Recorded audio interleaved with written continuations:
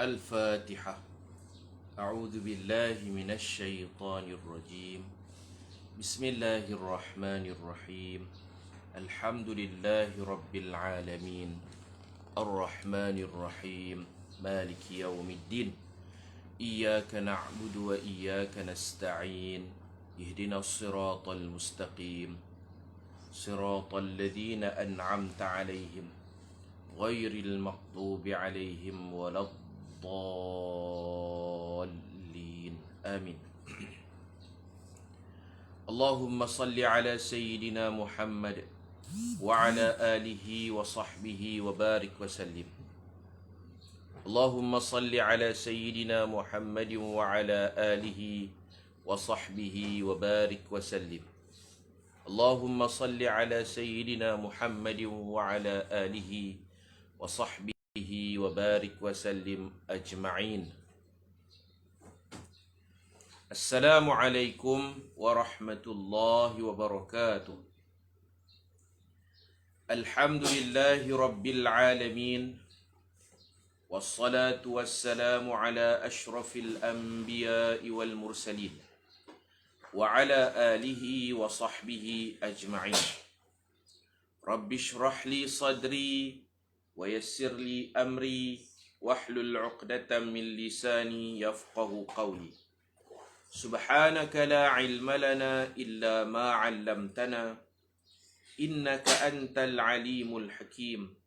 ولا حول ولا قوة إلا بالله العلي العظيم. بسم الله ما شاء الله، لا قوة إلا بالله ما شاء الله. كل نعمة من الله ما شاء الله. الخير كله بيد الله ما شاء الله. لا يصرف السوء إلا الله. أما بعد.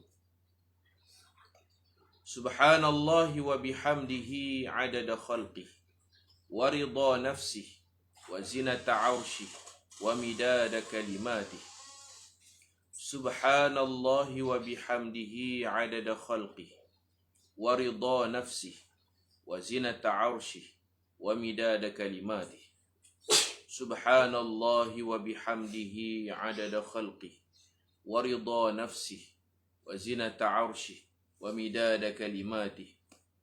اللهم أنت ربي لا إله إلا أنت، خلقتني وأنا عبدك، وأنا على عهدك ووعدك ما استطعت.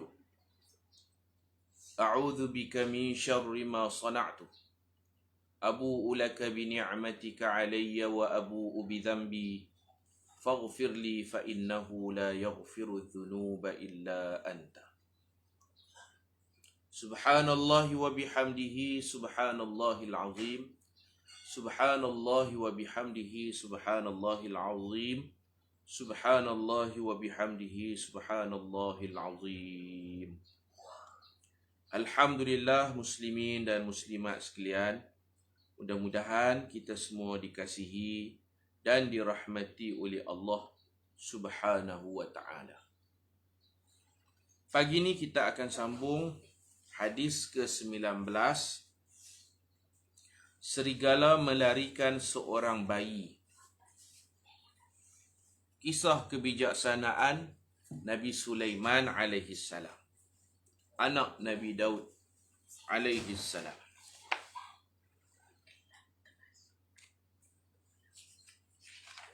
Kebijaksanaan Nabi Sulaiman alaihissalam, dan dia banyak membantu ayahnya, membantu kerajaan ayahnya Nabi Daud alaihissalam. An Abi Hurairah radhiyallahu anhu qala qala Rasulullah sallallahu alaihi wasallam kanat imra'atani ma'ahuma ibnahuma faja'a adh-dhi'bu fadhahaba bibni ihdahuma faqalat sahibatuha innama dhahaba bibnika wa qalat al-ukhra innama dhahaba bibnika فتحاكمتا إلى داود عليه السلام فقضى به للكبرى فخرجتا على سليمان ابن داود عليه السلام فأخبرته بذلك فقال ائتوني بالسكين أشقه بينكما فقالت الصغرى لا تفعل يرحمك الله هو ابنها فقضى به للصغرى قال أبو هريرة والله إن سمعت بالسكين قط إلا يومئذ وما كنا نقول إلا المدية رواه البخاري. Artinya daripada Abu Hurairah radhiyallahu anhu berkata, Rasulullah sallallahu alaihi wasallam bersabda, ada dua orang perempuan, seorang tua dan seorang lagi muda, yang sedang bersama dengan bayi masing-masing, bayi lelaki. Tiba-tiba datang seekor serigala melarikan seorang bayi mereka. Ibu kepada bayi yang dilarikan itu berkata, serigala melarikan anak engkau, bukan anak aku. Ibu ini pula menjawab, bukan, serigala melarikan anak engkau. Kemudian mereka berdua pergi berjumpa Nabi Daud alaihissalam. Nabi Daud alaihissalam mengadili perebutan anak itu dan memutuskan anak itu menjadi milik ibu yang tua. Saya dia pandai bercakap, pandai berhujah. Kemudian mereka berdua bertemu Nabi Sulaiman alaihissalam dan menceritakan kes mereka kepadanya. Lantas Nabi Sulaiman alaihissalam berkata, berikan kepadaku sebilah pisau. Aku ingin membelah anak ini untuk kamu berdua. Ketika itu ibu yang muda berkata, janganlah kamu bertindak begitu. Semoga Allah merahmatimu. Sebenarnya anak ini adalah anak dia. Lalu Nabi Sulaiman alaihissalam memutuskan anak itu adalah anak perempuan yang muda ini. Abu Hurairah radhiyallahu anhu berkata, demi Allah, aku sama sekali tidak pernah mendengar perkataan as-sikin yang bererti pisau digunakan dalam percakapan. Sebelum ini kami menyebutnya dengan perkataan al-mudiyah.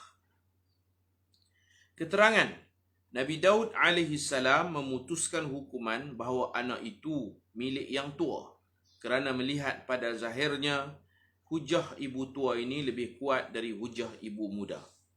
Ibu tua juga lebih petah berbicara di hadapan Nabi Daud. Nabi Daud tidak boleh dipersalahkan kerana beliau telah berusaha gigih dalam berijtihad mencari kebenaran. Dalam Islam, orang yang berijtihad, jika ijtihadnya tepat diberi 2 pahala dan jika tidak tepat diberi 1 pahala. Adapun Nabi Sulaiman alaihissalam, Allah memberikan kefahaman dan kecerdikan yang lebih kepadanya. Beliau tidak berhukum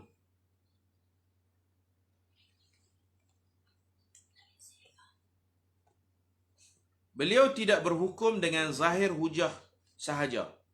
Tidak juga terpengaruh dengan kepetahan seseorang dalam berbicara.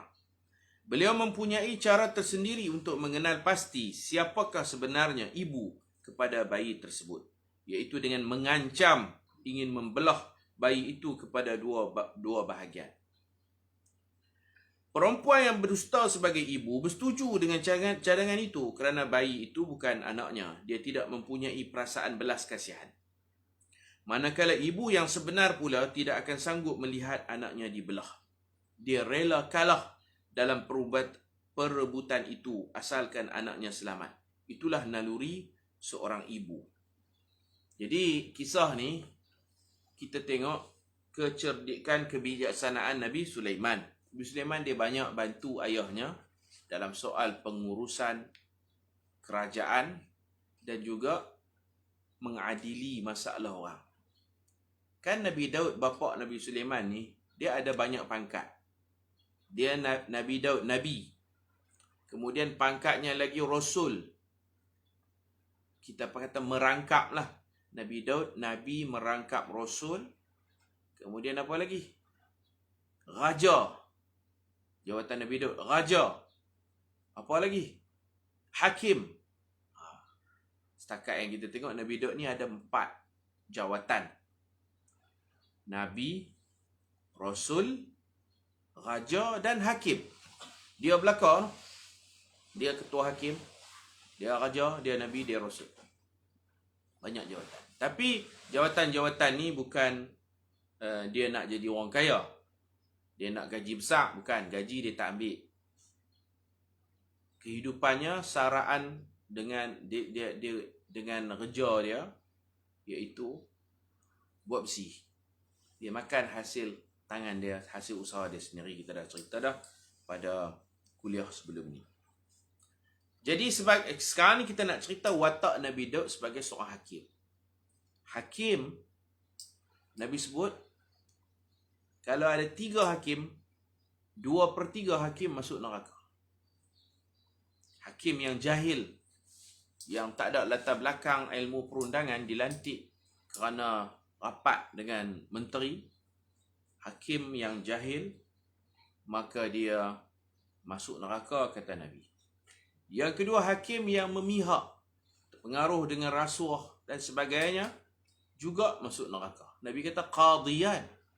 2 hakim. Qadiyan ni bukan qadi hak duk daerah Yan. Nabi kata al-qudat thalatha. Hakim ada 3 jenis. Qadiyan, 2 hakim, 2/3 hakim finnar, masuk neraka. Ramai hakim masuk neraka. Sebab jahil, terburu-buru, sebab terpengaruh dengan kuasa kerajaan, kuasa politik, terpengaruh dengan rasuah, masuk neraka. Hanya 1/3, sikit sangat hakim yang selamat ke syurga, iaitu hakim yang bijaksana, hakim yang mengetahui kes sedalam-dalamnya, dan dia berijtihad. Nak menang siapa menang, siapa kalah ni, dia berijtihad, dia minta petunjuk kepada Allah.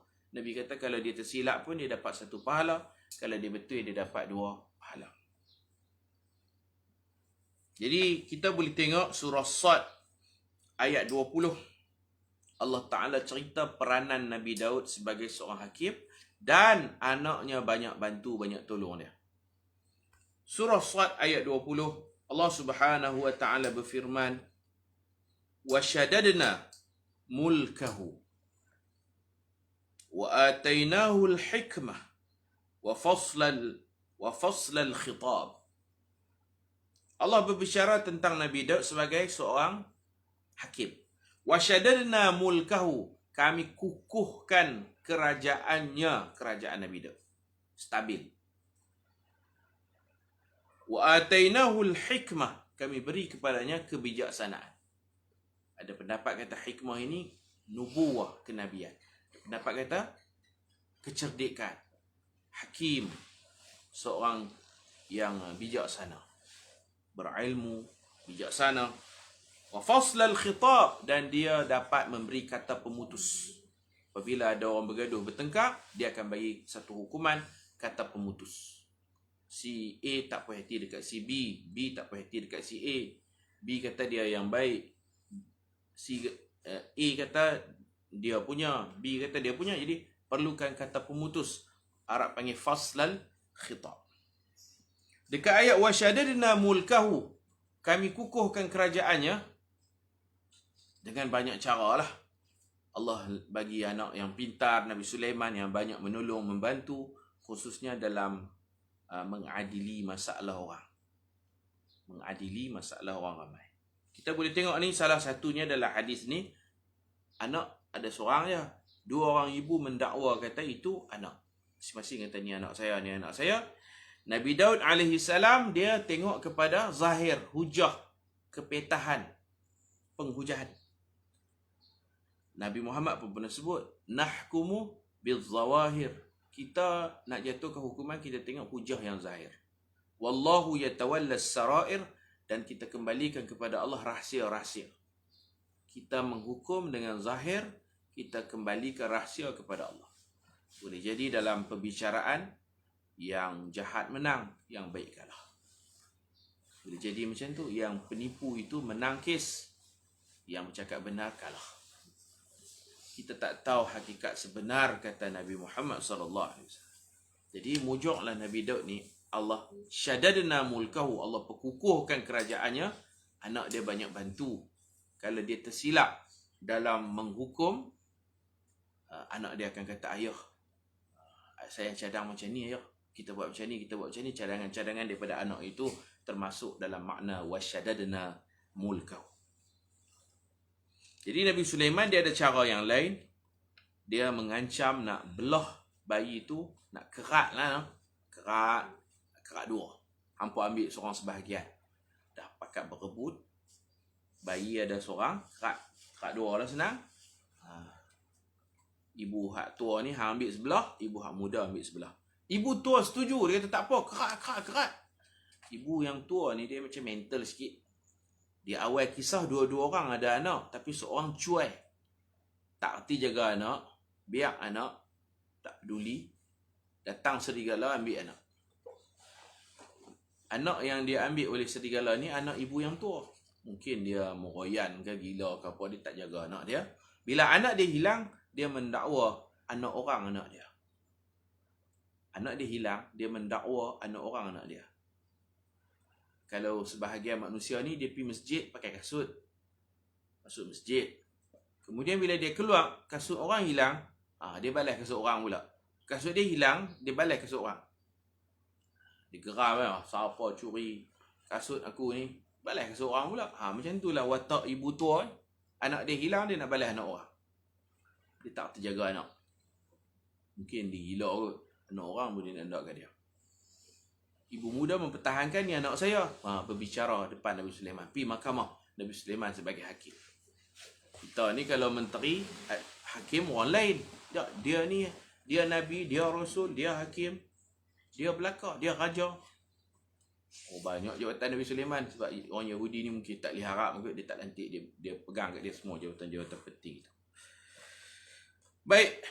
Nabi Sulaiman, Allah bagi faham lebih, cerdik lebih.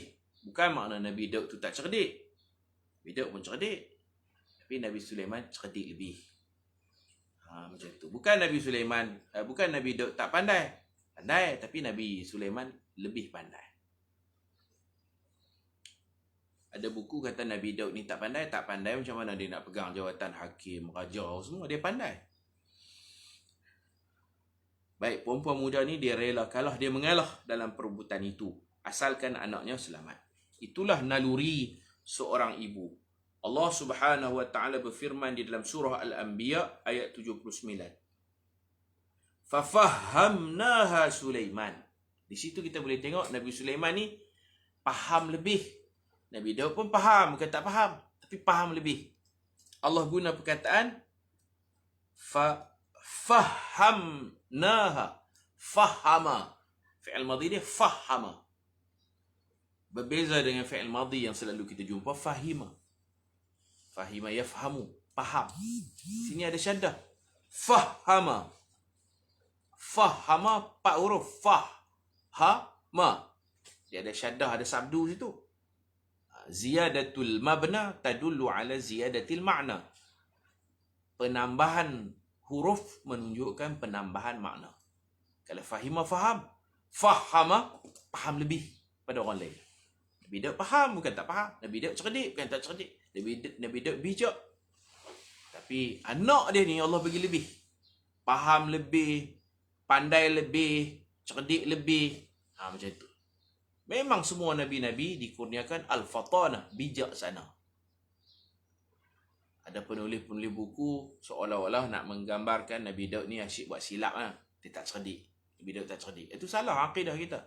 Siddiq, amanah, tabligh, fatanah.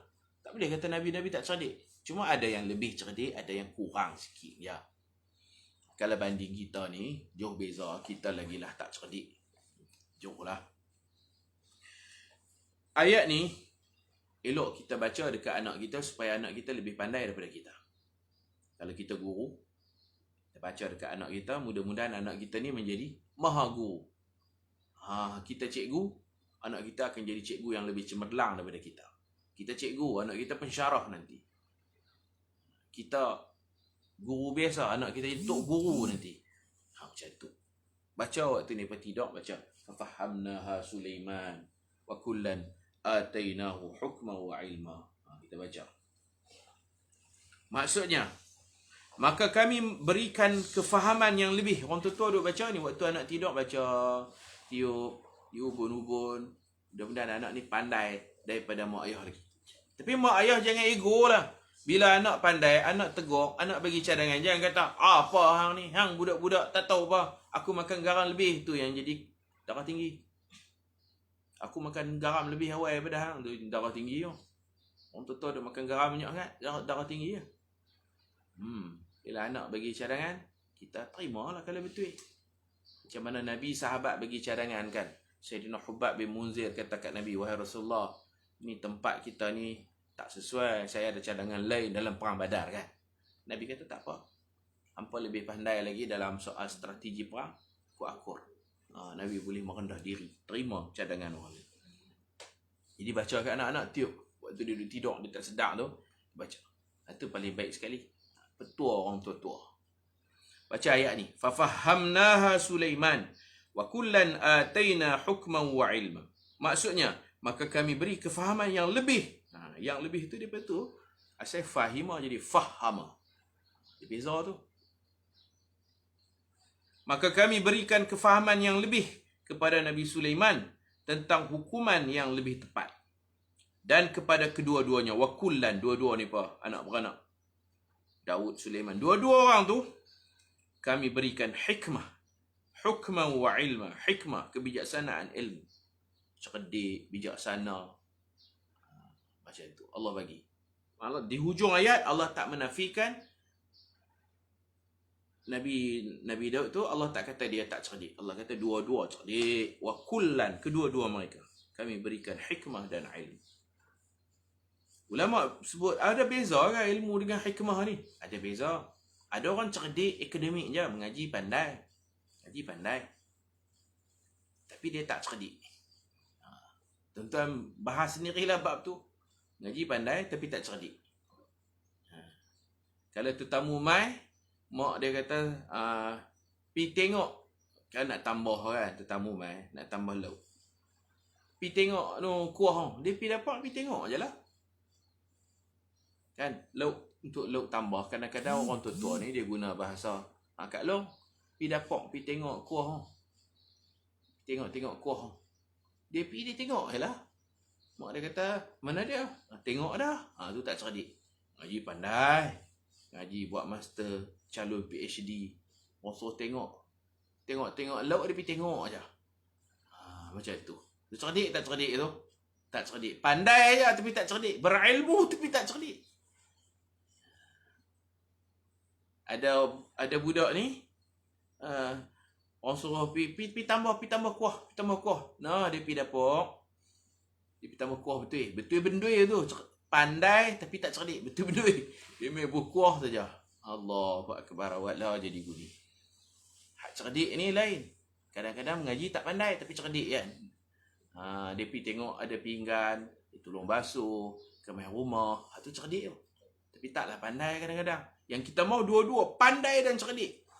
Jadi, Nabi Daud dan Nabi Sulaiman, Nabi-Nabi lain pun pandai dan cerdik. Berilmu, banyak ilmu. Dan mereka bijaksana. Pandai saja tak cerdik masalah juga. Masalah. So, pergi tambah kuah saja. Allah, payah nak kena habang satu-satu. Tak berapa nak cerdik.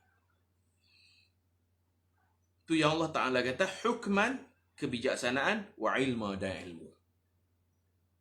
Nabi Muhammad SAW juga berpesan bahawa baginda juga memutuskan hukuman berpandukan hujah yang zahir. Ada nahkumu bil-zawahir, wallahu yatawallas sarair. Baginda bimbang, hakikat sebenar hanya Allah yang mengetahui. Baginda bimbang kemungkinan orang yang jahat akan menang kerana pandai berhujah, dan orang yang baik pula kalah kerana hujahnya tidak kemas. An Ummi Salamah radhiyallahu anha qalat, qala Rasulullah sallallahu alaihi wasallam, innakum takhtasimuna ilayya wa la'alla ba'dakum an yakuna alhana bi hujjatihi min ba'd fa aqdiya lahu ala nahwin mimma asma'u minhu faman qata'tu lahu min haqqi akhihi syai'an fala ya'khudhu fa innama aqta'u lahu bihi qit'atan minan nar, muttafaqun alaih.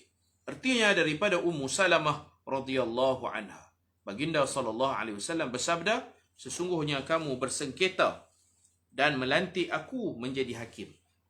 Di Madinah pun kalau ada orang bergaduh apa, mereka pergi cari Nabi Muhammad lah, minta Nabi settlekan pergaduhan mereka. Hadis ni riwayat siapa? Riwayat isteri Nabi, Sayyidatuna Ummu Salamah radhiyallahu anha, salah seorang daripada isteri Nabi. Hadis ni ada latar belakang, sababul wurud. Hadis ni ada latar belakang periwayatannya. Pasal apa Nabi cakap macam tu? Kalau ikut satu riwayat lagi, riwayat Imam Muslim, Nabi berada di rumah Sayyidatuna Ummu Salamah. Itu yang dia riwayat hadis tu. Ketika kejadian ni, Nabi ada di rumah Sayyidatuna Ummu Salamah. Tengah duduk berehat di rumah Sayyidatuna Ummu Salamah, tiba-tiba Rasulullah kata Ummu Salamah, Rasulullah apa? Sami'a Rasulullah sallallahu alaihi wasallam jalbata khasmin bi babi hujratihi. Nabi duduk berehat di rumah Sayyidatuna Ummu Salamah. Tiba-tiba Nabi dengar bunyi riuh rendah, orang duduk bertengkar, pompang duduk bergaduh di tepi pintu biliknya. Rumah isteri Nabi dipanggil bilik hujrah. Nabi dengar sami'a jalbata khasmin. Ada dua orang duk bergaduh, duk kata kok ni, duk bergaduh lah depan pintu rumah Ummu Salamah. Tak boleh jadi orang nak berehat duk hingar apa berehat di rumah Ummu Salamah mungkin tengah hari lah. Dengar macam tu, apa Nabi buat? Fa kharaja ilaihim, Nabi keluar. Bila Nabi keluar, Nabi tak tanya siapa betul siapa salah, Nabi terus cakap macam ni. Nabi kata, ni mai ni duk bergaduh, duk bertengkar, nak lantik aku jadi hakim kan? Kata betul ya? Dia ni bela diri dia, saya betul, dia salah, dia ambil hak saya. Dia ni kata, doa tu hak saya, dia tuduh saya, dia fitnah saya. Macam itulah orang duk bertengkar kan? Masing-masing nak abang kata, dia betul. Nabi terus kata hak ni. Nabi kata, sesungguhnya kamu bersengketa, duk bertengkar depan pintu rumah orang, buat hingat tadi. Depan rumah siapa? Rumah perawi hadis, Sayyidatuna Ummu Salamah. Ini panggil sababul wurud. Kita nak faham, yang ni dia ada cerita dia. Ramai duk hingar, ambil barang aku, mana aku, ni barang aku. Macam tu lah lebih kurang. Duk gaduh kan? Bergaduh. Kita kalau nak dengar, kena dengar dua-dua belah pihak. Dengar satu belah, memang dia cerita dia bagus, kawan tu jahat. Siapa-siapa macam tu, dia akan cerita dia bagus, dia tu jahat. Kalau dengar belah nu pula bagus, belah ni pula jahat. Itu memerlukan faslul khitab, kata pemutus. Baik, kita baca hadis ni. Tahu dulu cerita dia, orang duk hingat depan pintu rumah Sayyidatuna Ummu Salamah. Nabi keluar, Nabi tegur ni, Nabi kata, sesungguhnya kamu bersengketa dan melantik aku menjadi hakim. Boleh jadi sebahagian kamu lebih pandai berhujah dari sebahagian yang lain. Maka aku memberi kemenangan kepadanya berdasarkan hujah yang aku dengar. Oleh itu, barang siapa yang aku putuskan sesuatu untuknya, sedangkan pada hakikatnya ia milik saudaranya, maka janganlah dia mengambilnya. Kerana apa yang aku putuskan untuknya itu ialah satu potong dari api neraka. Jangan ambil. Kalau tahu itu bukan hak kita, jangan ambil. Contohnya pernah berlaku di satu kampung, lelaki, dia ni anak angkat. Yang bela dia ni, mak angkat, pak angkat. Mereka ni ada anak perempuan, teringin anak lelaki, ambil anak angkat semua. Cerita dulu-dulu lah. Dulu-dulu ni, jabatan pendaftaran pun tak apa kemas. Mereka buh nama anak angkat tu, dibinkan dengan pak angkat. Pak angkat terlampau sayang, buh bin. Dia pun tahu bila dia besar, dia tahu status dia anak angkat, bukan anak kandung. Anak angkat tak boleh dapat faraid. Tapi dia nak juga pusaka mak angkat dengan pak angkat. Sebab bin tu yang Allah Ta'ala tak bagi bin. Ni cerita dulu lah, orang tua-tua orang ni. Hak berebut ni pun tua orang. Dia nak, dia mendakwa kata dia anak kandung. Dia patutnya sedar diri dia anak angkat je. Tak ada wasiat, tak ada hibah, dia tak dapat apa lah anak angkat. Tapi dia mendakwa dengan dokumen dia, IC dia, bin kepada si mati. Dapat nak kat dia kalau bicara di mahkamah. Memang menang kes ni. Dia dapat banyak tanah. Jadi anak kandung perempuan beberapa orang. Kan dia tak puas hati lah. Pasal dia berebut juga nak. Dapat tak kat dia? Dapat. Dengan kecoh macam tu dia boleh dapat. Dia dapat tu dia ambil hak orang. Ini yang Nabi kata. Siapa yang kalau dia insaf, dia tahu dia patutnya tak dapat tapi dia gagah juga. Akhirnya dia dapat. Maka sebenarnya yang dia ambil itu satu potong dari api neraka. Hakim tak boleh salah. Tak boleh dipersalahkan hakim. Sebab dokumen surat menyurat semua membuktikan kata dia anak kandung. Begitu. Ada orang pandai macam tu. Kalau di luar negara sebagai contoh. Ada orang di luar negara pemberian zakat. Bila mengaji ni, kita lulus cemerlang. Kita semester ataupun tahun kedua, ketiga ni dapat zakat. Ada orang pandai, dia apply merata zakat. Zakat Selangor, zakat Perak, zakat Kedah. Dia minta dan dapat kat dia semua. Sebab dokumen dia kemas, mungkin dia biasa duduk di Perak ke ayah dia kelahiran. Dia pandai pun tak boleh minta, dapat. Zakat Selangor dapat, zakat Perak dapat, zakat Kedah dapat. Oh, kenyang banyak ha. Ya, tanda rezeki. Dapat melalui putak belit. Dapat melalui pengkhianatan, dapat melalui cara penipuan macam tu.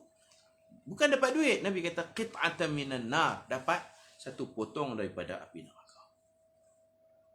Ada anak yang tamak harta dunia, ayah dia wakaf tanah untuk madrasah. Madrasah ni pun bangunlah, tapi tak ada hitam putih, tak ada dokumen.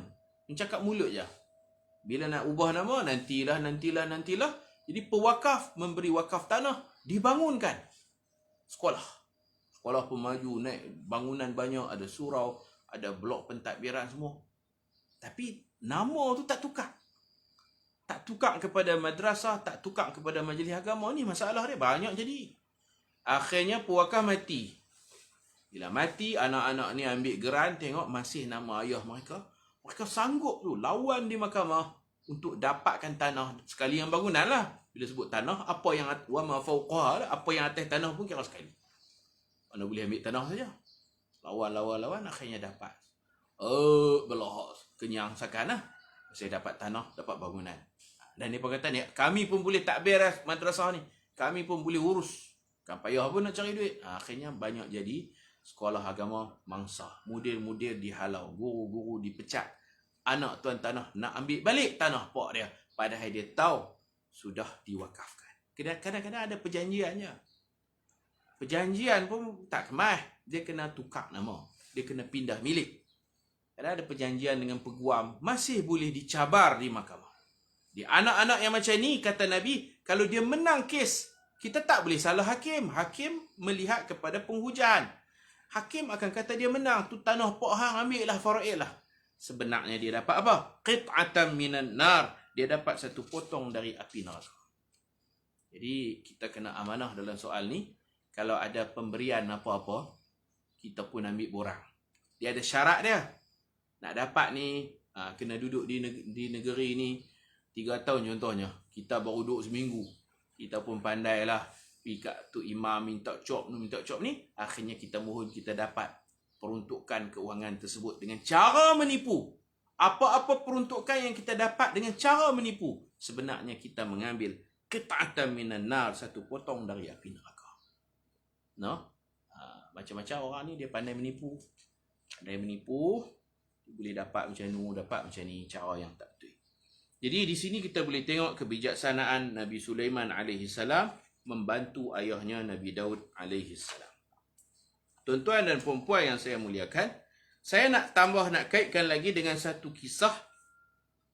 Ini disebut dalam Quran, bagaimana Nabi Daud AS menjatuhkan hukuman, kemudian anaknya Nabi Sulaiman mencadangkan hukum yang berlainan. Ada cara lain. Tuan-tuan boleh tengok kisah kambing merosakkan tanaman-tanaman pada waktu malam. Disebut dalam surah Al-Anbiya ayat 78 dan 79. Ini tak dalam buku ni, ini kisah dalam Quran. Kambing merosakkan tumbuh-tumbuhan petani Habis rosak, kami makan. Kami pijak makan, dia rugi rosak pada satu malam. Kemudian bergaduhlah antara petani dan penternak kambing. Nak tengok cerita ni, tengok surah Al-Anbiya ayat 78.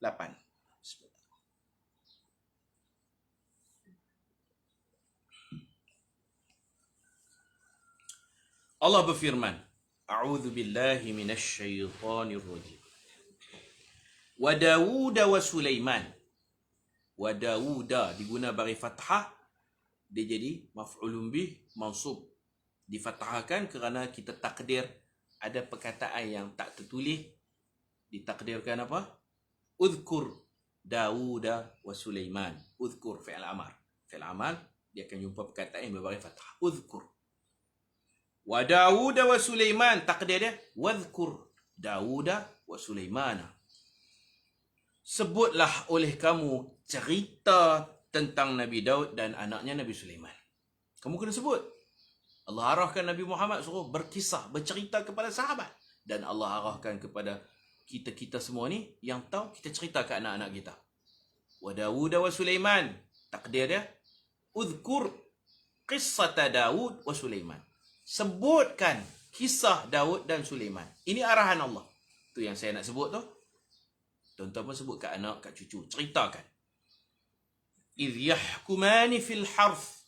Ketika Daud dan Sulaiman memutuskan hukuman fil harth, tentang harth ni kebun. Kebun kan orang tanam sayur, tanam bendi apa. Harth. Tanah tu, tanah kebun lah. Tanah pertanian. Apa jadi di kebun itu? Idh, satu malam, nafashat ni dia merujuk kepada malam. Binatang merosakkan tanaman, dia makan pokok. Kalau waktu malam dipanggil nafashat.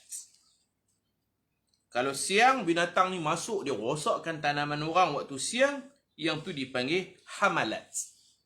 Ha besar, mim lat, hamalat. Nafashat, hamalat, tu bahasa Arab lah. Dua-dua perkataan ni, nafashat, hamalat, menunjukkan tuan punya binatang cuai, tak jaga kambing elok-elok. Kita selalu bela kambing malamnya, petang-petang masuk kandang. Tapi ada orang dia bela kambing malam, dia mengembala kambing malam. Contoh Rasulullah dalam hadis, Rasulullah mengembala kambing malam. Siang Rasulullah buat kerja lain, meniaga dan sebagainya. Malam tu jaga kambing. Bawa kambing makan rumput, tapi kena jaga elok-elok. Bila tak jaga elok-elok, kambing liak pergi sana sini, salah pengembala tu lah. Jadi tuan kambing mengembala kambing waktu malam, kemudian tuan kambing galik duk main Facebook, galik duk main WhatsApp. Kambing dia berjalan masuk, habis makan tanaman-tanaman orang, dia tak sedar. Lincin dah baru dia kata, "Loh, hampa makan buat apa?" Macam tu. Tuan kambing ni cuai. Nafashat, cuai belah malam dipanggil nafashat. Kalau kecuaian sebelah siang dipanggil hamalat. Anda faham tu dulu. Dan kambing ni dia bukan makan satu pokok, dua pokok, dia makan habis lincin, dia makan habis. Tuan dia tak jaga. Tuan tu kerja malam, mengembala kambing malam. Siang dia kurung, malam dia bawa kambing dia makan rumput. Bukan makan rumput, makan pokok orang, makan pokok sawi, makan pokok apa sedap, pokok bayam makan kan. Itulah kesnya. Dua orang minta hukuman dekat Nabi Daud. Nabi Sulaiman pun ada. Nabi Sulaiman akan bagi cadangan penyelesaian cara lain. Okey. Itu makna nafashat, no? Kerosakan tumbuhan pada waktu malam disebabkan kecuaian tuan kambing. Dapat tu? Disebut ra'at fil lail biduni ra'in. Kambing ni dia makan sendiri tanpa dipantau oleh pengembalanya. Bila dia makan? Waktu malam. Nafashat. Nun fashin. Kata dasar dia nun fashin. Tuan-tuan tentu pernah membaca surah yang ayat lazim. Surah juzuk 30 ni. Ada perkataan nun fashin. Iaitu dalam surah Al-Qari'ah. Mal-Qari'ah. Wa ma adraka mal-Qari'ah. Dan kita akan jumpa ayat Kiamat ni watakunul jibal, jadilah bukit bukau ni dia akan meletup dan pecah. Watakunul jibal, wa dan takunu adalah jibal, bukit bukau. Apa jadi dekat bukit bukau? Kal'ihni, kal'ihni kasuf, seperti bulu kambing, bulu biri-biri. Kal'ihni, ka seperti al-ihni, bulu biri-biri, suf, bulu yang lembut tu. Manfush, manfush ada perkataan nun fashin, mim nun, nun tu manfush, manfush. Manfush tu bulu kambing ni. Allah Ta'ala kata kiamat bukit bukau akan berkecai, jadilah bukit itu berterbangan macam bulu kambing, terbang sana, intishar, terbang merata. Bukit ni terbang merata. Manfush, dia jadi kasufil mansyur, intishar, bukit pecah dan berterbangan merata tempat ada bukit. Seperti mana orang yang potong bulu kambing ni, kalau main angin bulu tu terbang. Kita kalau nak mudah cakapnya macam kabu, macam kapas kabu. Kabu kan, bila pokok kabu ni bila main angin terbang merata lah kabu masuk hidung kita sama. Putih kabu masuk ke rumah kita, lekat ke tingkap. Begitulah bukit ni akan berkecai, jadilah dia bukit macam bulu kambing, manfush, bertebaran. Nafashat pun macam tu. Kambing ni idh nafashat fihi ghanamul qaum. Ingatlah ketika kambing ni dia masuk tu, nafashat, dia bertebaran, dia pergi makan ujung ni, makan ujung ni, makan sana, makan sini, habis lincin. Kambing buat ganas, dia lapar, tuan dia tak bawa dia pergi padang ragut, dia meragut habis pokok. Jadi salah siapa? Salah kambing kan? Salah tuan kambing. Salah siapa? Salah tuan kambing. Kita tak boleh salahkan kambing, tuan kambing. Kita nak hurai perkataan nafashat sama seperti manfush. Bukan mampush. Kal'ihnil manfush, seperti bulu-buluan yang diterbangkan angin, berselerak. Berselerak bahasa kita. Maka itulah mana nafashat fihi, masuk ke dalam kebun tersebut kambing, berselerak kambing. Makan habis pokok-pokok tu.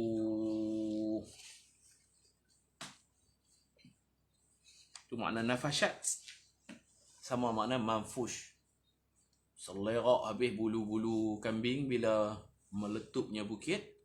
Begitulah kambing ni. Dia masuk, Allah umpamakan dia macam bulu. Ini dia dalam ilmu balaghah adalah kambing itu diumpamakan macam berseleraknya bulu-buluan kambing bila kiamat. Wa kunna li hukmihim syahidin, dan kami, kata Allah, kami menyaksikan hukuman mereka. Kami nak tengok Daud nak kata ke mana. Cara mudahnya memang tuan kambing tu bersalah, tapi nak selesai macam mana kes? Jangan bertumbuk, buat penyelesaian. Ganti rugi macam mana? Nak bayar ganti rugi kepada pemilik kebun. Dalam hadis riwayat daripada Sayyidina Ibnu Abbas radhiyallahu anhu, Nabi Daud buat selesai macam ni. Nabi Daud kata, lah ni macam ni, ganti rugi. Hang cuai. Kambing hang makan pokok-pokok ni bah. Habis pokok sawi, pokok bayang habis dah mati, rosak. Mereka ni nak jual, tapi rugilah, tak boleh nak jual. Sekarang Nabi Daud memutuskan tuan kambing kena bayar dengan cara memberi semua kambing. Sebab nilai kerosakan tu besar, tuan kambing kena bagi semua kambing dekat penternak. Bagi kambing, bayar dengan kambing. Sedih dia kena bagi semua kambing dia. Mungkin kambing dia ada 10 ekor, kena bagi habis. Sebab dia tak ada duit nak bayar dengan kambing. Kata Nabi Daud. Maka Nabi Sulaiman bisik kat Nabi Daud, ayah anda, saya ada cara lain. Cara yang kita panggil win-win, menang-menang. Kalau bagi kambing, habislah kambing dia. Bab nak tanam pokok ni tanam dia keluar hasil lah. Nanti tanam keluar pula hasil. Boleh tanam, beli biji-biji benih, tanam, keluar hasil. Jadi nampak macam menginayai tuan kambing lah pula. Memanglah tuan kambing tu cuai betul. Nabi Sulaiman memberi cadangan macam ni, tukar profesional, tukar kerjaya. Penternak tolong bela kambing. Bukan bagi kambing. Serah kat dia kambing, suruh dia tolong belah kambing. Dia tolong belah kambing orang. Tuan kambing ni pula, penternak ni tolong tanam semula pokok yang rosak. Tanam semula. Pergi beli benih, beli baja, tanam. Buat batas apa, tanam. Siram ayak apa semua. Jadi tukar kerjaya. Penternak menjadi petani buat sementara. Petani menjadi penternak buat sementara waktu. Supaya mereka ni berdamai, tak bergaduh, cerita dia mudah. Mai kambing hang aku tolong jaga. Okey, aku pula tolong bah. Aku tolong jaga pokok hang aku tanam balik, tanam semula. Dalam tempoh ni sementara pokok nak besar, dia ni tolong belah kambing kan. Petani duk jaga kambing, dia boleh minum susu, perah susu minum. Dan bila keluar bulu pun dia boleh ambil hak dia. Kalau beranak, anak jadi hak dia. Sebab dia tolong belah, bagi makan, belah. Ini tanam pokok. Begitu. Nanti bila pokok tu dah besar, dah dapat hasil, kita kembalikan induk. Kambing ni bagi balik dekat tuan dia, pokok aku punya. Ambil balik. Dengan cara tu, wahai ayah, petani boleh belajar juga penternakan. Dan penternak boleh belajar juga pertanian. Dapat? Dan kita tanya ni lah, dia bersetuju tak macam tu? Tuan kambing memang setuju lah, dia tak mau bagi lepas kambing dia. Jadi, dua-dua setuju. Ini dipanggil menang-menang lah kan? Win-win lah menang. Petani dapat ilmu penternakan sebab dia tolong belah kambing kawan tu. Penternak pula tak payah belah kambing dah, serah dekat kawan tu. Penternak pula jadi petani. Dapat ilmu sama. Macam mana nak tanam pokok? Tanyalah dia. Dia tuan pokok, dia tahulah macam ni nak buah baju apa, macam mana. Dia ni pula duk biasa tanam pokok, tak biasa belah kambing. Dia kena ada ilmu, bukan boleh belah suka hati. Bukan boleh belah suka hati ya. Kita tak ada ilmu belah kambing. Kambing mati yo. Walaupun kita mati yo, kita tak hati belah kambing. Kambing mati, kali dengan tuan-tuan mati. Dan ada ilmu penternakan. Jadi Masya Allah, Allah bagi kat dia tu geliga, otak yang geliga. Disebut dalam Quran. Fafahamnaha Sulaiman. Itulah ayat yang kita baca tadi. Kami beri kefahaman yang lebih. Tak payah bergaduh. Tak payah satu pihak dikalahkan, satu pihak menang. Okey, hak petani ni dah pokok dia rosak, kita kesian kat dia. Kita menangkan kes ni, ambil kambing. Jangan macam tu ayah. Saya cadang macam ni. Dan dua-dua ni pakat terbalik biji mata, bersetuju. Tak faham belah kambing aku tengok pokok hang. Hang ajak aku lah cara nak buah baju apa semua. Dia ni tak apa, nanti aku ajak pokok aku. Hang pun kena ajak aku lah cara nak belah kambing macam mana. Subhanallah. Itu makna fafahamnaha Sulaiman. Wa kullan atayna hukman wa ilma. Itu kita dah hurai dah ayat tadi. Beza antara berilmu dan bijak. Cerdik, pandai, cerdik pandai orang panggil kan. Ada beza tu. Cerdik pandai. Wa sakharna ma'a Daud al-jibal yusabbihna wat-tayr. Ini pun kita dah baca dah, burung-burung bukit bukau bertasbih bersama Nabi Daud. Wa kunna fa'ilin, dan kami buat begitu. Kami buat sungguh. Jadi anak ni memang anak yang cerdik, banyak tolong mak ayah, banyak tolong ayahnya dalam menguruskan pertengkaran, perbezaan pendapat sesama manusia. Jadi kita berhenti dekat ni dulu. Dan saya pun sebut dah kemarin, Nabi Sulaiman mewarisi kerajaan Nabi Daud. Nabi Sulaiman mewarisi jawatan Nabi Daud, sama-sama Nabi, tetapi Nabi Sulaiman apa? Nabi Sulaiman bukan mewarisi harta Nabi Daud. Nabi Sulaiman tidak mewarisi duit ringgit Nabi Daud. Sebab Nabi-Nabi bila mati, semua hak milik mereka akan masuk ke Baitul Mal sebagai sedekah jariah mereka. Allah Ta'ala sebut Nabi Sulaiman mewarisi ni, wa warisa Sulaimanu Daud. Ada ayat Quran wa waritha, dan mewarisi Sulaiman daripada Daud. Waris apa? Waris kenabian, waris perjuangan, waris kerajaan. Dia jadi raja jugalah, ayah dia raja. Tetapi bukan duit-duit Nabi Daud tu difaraidkan kepada dia, sebab Nabi-Nabi ni tidak ada istilah faraid bagi mereka. Mereka mati, mereka tinggal segala-galanya untuk umat, untuk Baitul Mal. Yang boleh difaraidkan ialah ilmu. Sebab itu al-ulama warathatul anbiya, ulama pewaris-pewaris ilmu Nabi.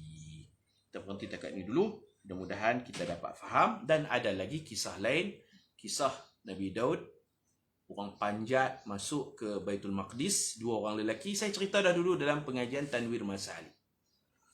2 lelaki istasawwarat fil mihrab, 2 orang lelaki memanjat masjid, masuk senyap-senyap. Nabi Daud terkejut. 2 orang lelaki ni siapa? Dia ni kata dia ada masalah kambing juga. Saya ada seekor kambing je. Kawan saya ada 99 ekor kambing. Dia minta nak belah. Duk paksa saya bagi kat dia. Jadi kambing jadi 100. Kemudian saya minta balik kambing, dia tak bagi. Dia kata ni kambing aku semua. Pula dah. Semua kisah ni saya dah pernah sebut dulu dalam pengajian Tanwir Masalik. Boleh lihat insya-Allah tafsir surah Sad, di mana di situ ada sujud, bukan sujud tilawah tetapi sujud syukur atau sujud taubat Nabi Daud alaihi salam. Wallahu subhanahu wa ta'ala alam. Wa sallallahu ala sayyidina Muhammad wa ala alihi wa sahbihi ajma'in. Walhamdulillahi rabbil alamin. Subhanakallahumma wa bihamdika asyhadu an la ilaha illa anta astaghfiruka wa atubu ilaik. Bismillahirrahmanirrahim. Wal 'asr innal insana lafi khusr illa alladhina amanu wa 'amilus salihat wa tawasaw bil haqq wa tawasaw bis sabr. Assalamualaikum warahmatullahi wabarakatuh.